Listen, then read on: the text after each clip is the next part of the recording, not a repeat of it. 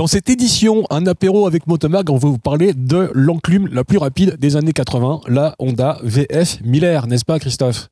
Bonjour à tous, oui, une belle enclume, une très belle enclume. Très belle enclume. Qui fait, en fait, moi je suis assez respectueux parce que j'en avais jamais roulé de cette moto. J'en avais roulé sur d'autres VF, mais jamais la VF 1000R. Ce qui m'a frappé, c'est les jambes méga repliées au point qu'au début je n'y arrivais pas. Alors je suis pas un exemple de souplesse.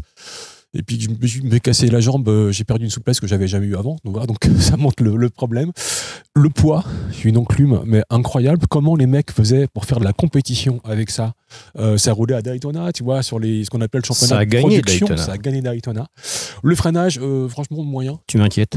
Plus tu continues ton explication, plus je ne sais pas si la moto a un problème ou si c'est toi qui as déjà fait de la moto. Moi j'ai plein de problèmes. Ça roule très bien une VF 1000R, ça roule très bien. Elle m'a fait absolument rêver dans les années 84, 85, 86 parce que c'était le fleuron de la technologie Honda. Je trouve que son look est toujours aussi sympa, avec belle machine. Les deux petits ferons à l'arrière, le pont un petit peu biseauté. Tronqué, ouais. Et à l'époque, c'est pas une VF 1000 comme les autres. Il y a vraiment des grosses différences entre la R et les VF 1000F et VF 1002. Je parle même pas des VF sensés, autre chose comme ça.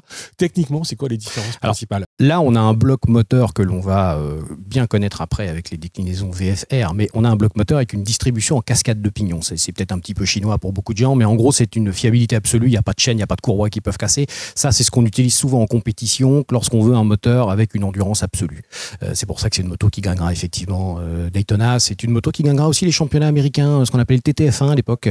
Je crois que c'est Mike Baldwin qui a gagné le championnat. C'est un moteur qui est virtuellement incassable. Ça ne veut pas dire grand-chose, il faut quand même qu'il y ait de l'huile et de l'eau, mais c'est vraiment d'une fiabilité absolue.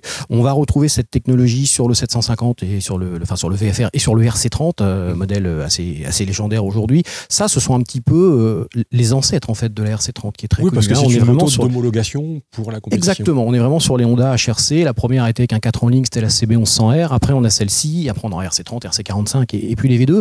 Mais c'est vraiment un moteur qui n'est pas le même que la VF 1000.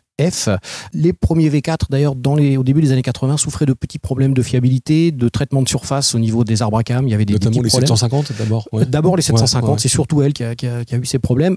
La R n'est absolument pas concernée. Le bloc n'est pas le même. Ouais. Le bloc n'est pas le même. Après, elle a tout un habillage différent. Elle répond au canon de l'époque des années 80. La roue avant de 16 pouces, la fausse bonne idée pour donner un petit peu de maniabilité, les systèmes anti-plongée au niveau des fourches, en fait, pour éviter que la moto ne s'écrase de trop lors des freinages.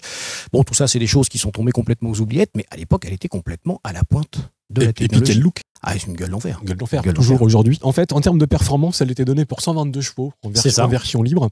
Elle était en version libre en France, en 84, quand elle sort, on est libre. 86, oui. Elle était donnée pour 122 chevaux. Il y a un gros écart avec les VF normales qui, elles, faisaient, je crois, entre 113 et 116, il me semble. Il n'y a pas des masses en puissance, mais la moto est complètement différente. Même la position à rouler. Alors ça marche super bien, un VF 1000F. Je vais prendre la même comparaison qu'une VFR 750 dans un usage quotidien roule à peu près aussi bien qu'une RC30. Ouais. Mais dès qu'on va la développer, de châssis, dès qu'on va la développer par la compétition, c'est pas du tout pareil. C'est pas du tout la même chose. Cette moto a été vendue pendant 3 ans, justement avant que ne sortent que les règlements de compétition changent, qu'on passe des 1000 aux 750 cm3. Tout à fait. Et qui s'explique que c'est les 750 qui seront développés, notamment comme la RC30 qui sort en 88. Elle est vendue en 84, 85 et 86. Je crois qu'en 86, elle a un coloris plus bleu à l'image d'une marque de cigarettes. Exactement, d'un sponsor. En fait, il y a deux modèles. En fait, La première version, celle-là, qui s'appelle la SC16. Oui. Après, on va avoir la version SC20 qui, chez nous, donc en 86, sera limitée à 100 chevaux avec la loi des 100 chevaux. Oui, on a ce look, c'est l'arrière, les couleurs, la forme, on l'identifie tout de suite à une moto de course. Tout de suite. J'avoue que je suis assez fan. Ce qui est étonnant aussi, c'est en fait, elle n'est pas inconfortable en suspension, c'est pas un bout de bois. La position, une fois que tu as géré le problème des jambes, ils sont quand même très repliés, tu as un haut du corps qui est plutôt pas trop dans la souffrance. Et puis ce qui est marrant, c'est que ce V4, en fait, c'est un gros élastique, il marche de 2000 à 11 000 tours, ça tracte tout le temps, dans un bruit qui est pas dingue. Pour connaître que ça. Alors, il y a des passionnés de V4. Moi, la sonorité du V4 m'a jamais emballé personnellement. Ce bruit rauque, d'un autre côté, c'est ce qui fait aussi la spécificité du modèle. Lorsqu'on a une carburation bien réglée, c'est vrai qu'il y a une souplesse de fonctionnement. On a l'impression d'un moteur à injection. En fait, à 2000 tours sur le dernier rapport, tu reprends, ça y va tout seul. Je rebondis sur la suspension.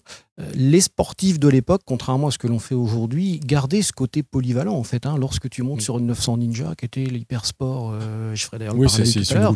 Aujourd'hui, tu montes dessus, c'est une position quasiment presque de GT en fait. Donc c'est un petit peu le cas ici. Tu as raison, les jambes, pour essayer de gagner en garde au sol, on va remonter un petit peu les repose-pieds, on va remonter les échappements. Donc on a une position un petit peu particulière au niveau des jambes. Ouais. une boîte à crampes. Voilà. Et puis ce qui est étonnant, c'est une moto qui a 40 ans. En fait, c'est un cliché, mais en bonne Honda, tout est parfaitement fluide. Un coup de démarreur, un coup de démarreur, ça tient le ralenti, les commandes sont hyper précises. Tout verrouille bien, en fait. Elle fonctionne encore comme une moto neuve, globalement. C'est complètement ça. Ce qui est au départ étonnant, parce qu'on rappellera que c'est une moto qui servait pour aller faire de la course. C'est une moto très très sportive. Hein. Ça va à une compétition, ça s'appelait la FWS, pour ceux qui chercheront en fait sur le net un petit peu l'histoire racing de cette moto-là. Elle portait pas le même nom. Mais oui, c'est une moto, c'est vraiment la pure sportive de l'époque. C'est la bête de guerre de chez Honda. La bête de guerre de chez Honda. Par rapport à une VS 1000F classique, qui est encore un peu dans l'horizon des nanars, qui cote à peu près de 2000 balles à tout péter. Enfin, c'est pas, ça vole pas très haut. Ça n'a rien à voir. Voilà. Ça vaut quoi? Ça n'a rien à voir. Alors, ça dépend beaucoup de l'état et de son aspect d'origine. Si elle a les vrais carénages, une belle, on est entre 8 et 10 000 euros. C'est une moto aujourd'hui qui, de mon sens, n'est pas du tout à sa cote. Toutes les motos, je vais cataloguer ça un petit peu HRC, c'est-à-dire toutes les versions vraiment un petit peu racing. Oui, un CB1100R, c'est plus cher, une RC30, voilà, c'est beaucoup plus exactement. cher. C'est la seule, même une SP1, une SP2, c'est des motos qui sont plus chères avec les V-Twin, les motos plus récentes. C'est une moto qui, contrairement à une VF 1000F, aujourd'hui est une moto de collection. Ce n'est plus à considérer comme une moto d'occasion. Ça, c'est une vraie machine de collection, c'est un vrai collector.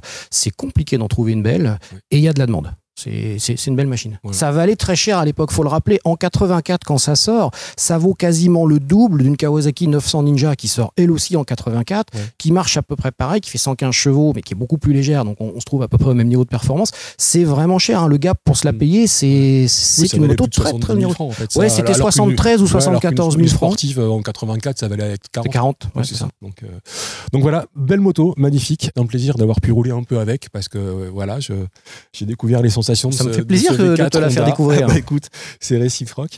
Que dire de plus? En fait, il y a des petites évolutions entre les modèles 84, 85 et 86. Au-delà de la loi des 100 chevaux, il y a des choses sur les refroidissements, les ouvertures dans le carénage. Ça va être le petit point faible en fait du moteur, et je pense qu'Honda est un peu en panique avec les VFF qui ont des soucis de distribution. Donc on va améliorer le refroidissement du moteur pour ceux qui font vraiment de la piste ou un usage intensif. 84, 85 chez nous, il n'y a pas vraiment de différence, puisqu'en fait, pour la petite histoire, on a un stock de SC16 comme celle-là qui arrive en France en 84. La moto a du mal à trouver preneur, elle est chère, elle est très chère.